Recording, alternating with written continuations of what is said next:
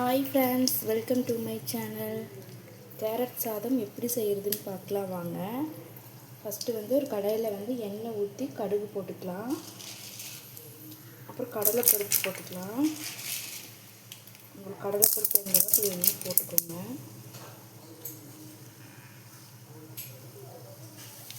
கருவேப்பிலை கொஞ்சமாக சேர்த்துக்கலாம். கருவேப்பிலை சேர்த்துட்டு கடலைப்பருப்பு கடுகெல்லாம் நல்லா பொரிஞ்சதுக்கப்புறம் வெங்காயம் மிளகாய் சேர்த்துக்கலாம்.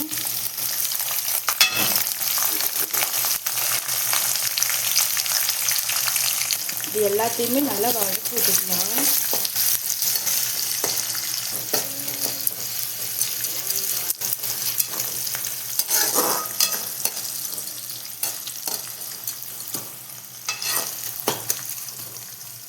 நல்லா இந்த அளவுக்கு வதங்கினதுக்கப்புறம் கேரட் சேர்த்துக்கலாம்.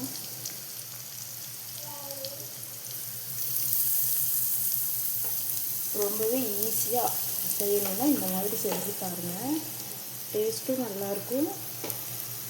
ரொம்ப ஈஸியான மெத்தடும் கூட. இந்த மாதிரி செஞ்சு சாப்பிட்டு பாருங்கள்.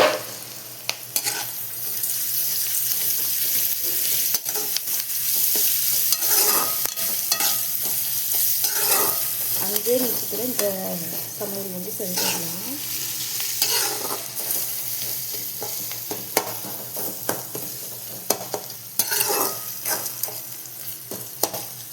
ஒரு 7 நிமிஷம் இப்படி வச்சுக்கலாம். அந்த கேரட் வேகிற அளவுக்கு நல்லா இந்த அளவுக்கு வெந்ததுக்கப்புறம் கொஞ்சமாக லைட்டாக மஞ்சள் தூள் சேர்த்துக்கலாம். இந்த அளவுக்கு மிளகாத்தூள் உங்களுக்கு காரம் எந்த அளவு வேணுமோ அந்த அளவுக்கு சேர்த்துக்கலாம்.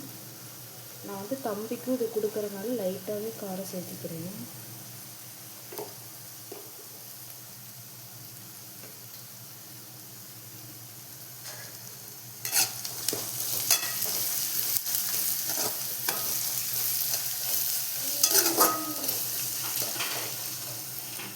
நல்லா வதங்கினதுக்கப்புறம் நம்ம நீங்கள் பட்டை கிராம் முழுசாக சேர்த்துற மாதிரி இருந்தாலும் சேர்த்திக்கோங்க. நான் அரைச்சி வச்சுருக்கிறதுல அந்த பவுட்ரு சேர்த்திக்கிறேன்.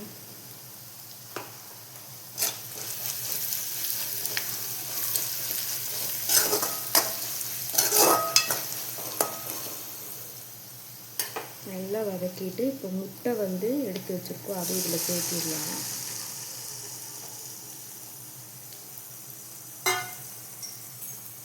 முட்டை சேர்த்ததுக்கப்புறம் நல்லா கிளறிட்டே இருக்கணும்.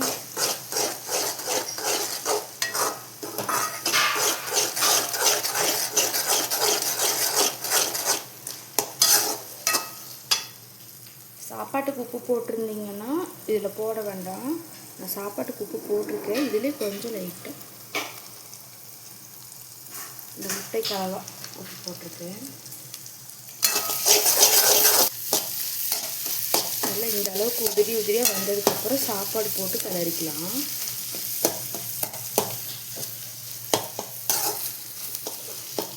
நான் எண்ணெய் கொஞ்சம் அதிகமாக ஊற்றிருக்கேன். நான் சாப்பாடு போட்டு கிளறதுனால எண்ணெய் கொஞ்சம் அதிகமாக ஊற்றிருக்கேன். நீங்கள் உங்களுக்கு எந்த அளவு எண்ணெய் வேணுமோ அந்த அளவுக்கு ஊற்றிக்கலாம்.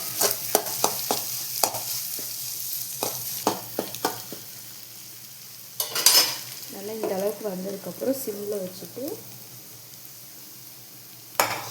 சாப்பாடை சேர்த்துக்கலாம்.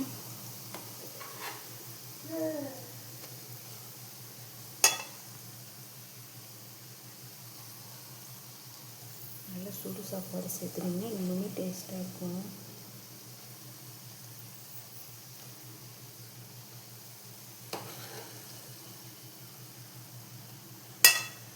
அஞ்சே நிமிஷத்தில் ரொம்பவே ஈஸியான செய்யக்கூடிய சமையல். உங்களுக்கும் பிடிச்சிருந்துச்சுன்னா மறக்காமல் செஞ்சு பாருங்கள்.